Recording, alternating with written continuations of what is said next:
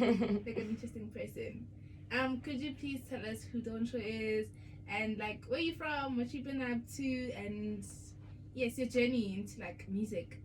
So my name's DANSHAW. I'm 28 years old, and I'm a singer-songwriter, as most of us are these days. But I've been doing music for the past 12 years. Okay. I'm a trained vocalist, and the first album that I put out was more ballady, kind of Adele vibes, and it helped me to develop my sound, to learn about music production, to learn about how to structure songs, and to, you know, all of the kind of like logistical stuff that you need to know about making music. And then when I came back to South Africa, I just really I saw it with different eyes. I mean, you know, you always think the grass is greener on the other side. So I lived in London for 3 years, and then when I came back here, I fell in love with the people, the culture in a different way than I had ever known it before.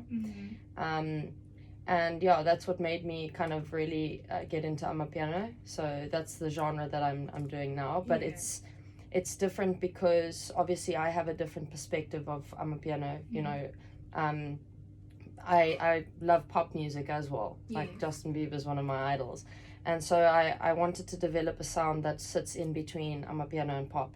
Because Amapiano, when I hear it, it's more like house music in terms of its structure and how long some of the songs can be, and they don't really hit a punch like they absolutely do in terms of the bass lines and the vocals and stuff like that. But in terms of it coming in quickly and it grabbing your attention, I wanted to, absolutely, like when you hear the song, you'll hear it comes in with the kick, like it's there, it's in your face, and it's far more poppy than it is housey. So is that wait? I'm still trying to understand how, like, you just said at home and you're like, no, actually, Amapiano and pop would pop together. Well, the concept that I had for this particular song, like SIYAJIVA is one of my favorite sayings. It's like when the cats are away, the mice will play, and it's something that I've always said, and I came up with a hook for it, and I gave it to a couple of my friends who actually produce Amapiano, and that's what their genre is. And none of them did anything with it, and I was like, well, why don't I just try and at least make a sound for it? And then when I made it, I was like, wow, I found my own sound, you know. And now a whole bunch of other tracks have come from that, like making phrases also out of English into Zulu that don't necessarily make sense in Zulu, but we're going to make sense out of it, you know what I mean? Like SIYAJIVA was never a saying until someone made it a saying. You know. So yeah, it's fun making this music. It's fun to learn the language through making music, and I feel like we can create a more diverse audience. You know, I don't want it only to be a thing of one race, one culture. You know, I think that everybody deserves to hear this because it's phenomenal music. You know. So which also makes me wonder what goes into like the creative process. What does it take for you to like make it imagine your beats, you write your lyrics, and you know, like the creative process in general? I think when you're musically inclined, you hear things naturally. And with my producer, he's almost like, he's in his 40s now, so he's been doing this for a very long time. And if I explain to him what I want, he understands the elements of every different genre. So if I say I wanted pop, he understands that the hook kind of has to come in really soon. The beat needs to start immediately. It has to be attention grabbing. It has to tell a story. So how do we add all of those elements in, right? And so when he starts making the beat, that's when I start to sing the melodies. And what we'll usually do is when we record, I'll take the song home and like just listen to it over and over and over and over again, and I'll hear like, okay, when I'm listening to this in my car and I'm not necessarily thinking about all of the production elements, does it grab me? Is the verse strong enough? Is the hook strong enough? Does this need a different melody? What needs to come in? What other elements? What's too soft? What's too loud? You know, so there's a lot that goes into it. It doesn't, I mean, I've been sitting on my songs now for the past year, particularly SIYAJIVA, and then all of the other tracks that are coming now, I'm still in that process of refining them. Speaking of other checks that you have coming out, which one of your checks do you like think currently is your favorite? Like that's like a go-to song. Like Well, I've got a song called Imagination, and so it says that you've been running through my imagination, and then it's Kadu Kijima Kabangeni Wami.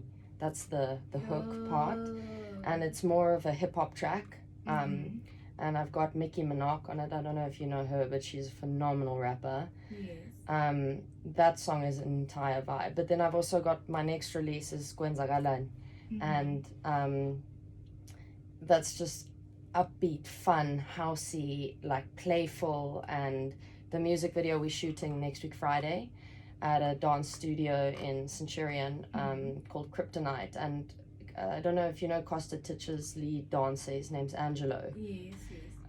He's choreographed the whole thing, and I've got a couple of dancers, and I've been trying to learn this dance, and I'm not a dancer. So it's going to be interesting to see what the outcome of it is, but it's going to be fun nonetheless.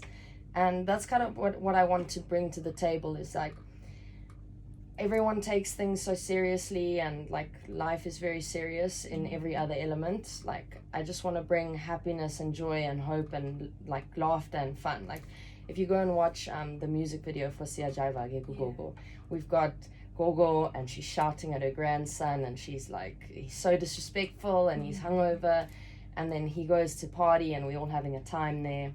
And then she comes to cuck him out and she starts dancing with all of us. So it's fun. The visuals are good.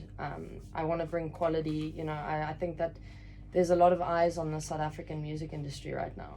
And I think there's so much opportunity people don't even realize. Like streaming is at its infancy at the moment because people are gaining more and more access to these kinds of platforms and to internet access and all of that kind of stuff. So I think that the artists that are making music now and pushing now, they're going to see stuff, you know, come in the future that was never available to them before. So yeah, it's exciting times. Actually, they are. Listen, vibes on vibes on vibes. I actually feel bad that we've been speaking English because I feel like your Zulu is so proper. We should have just went down. You know what? I actually don't speak Zulu. It's Gangani. Is that how you say it? Yeah.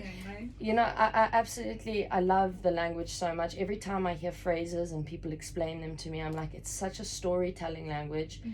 When people speak it, I'm like, it's such a phonic language as well. It's like, and the rhyming capabilities, and I'm just getting started, I can promise you. Like, I am so excited for what's to come.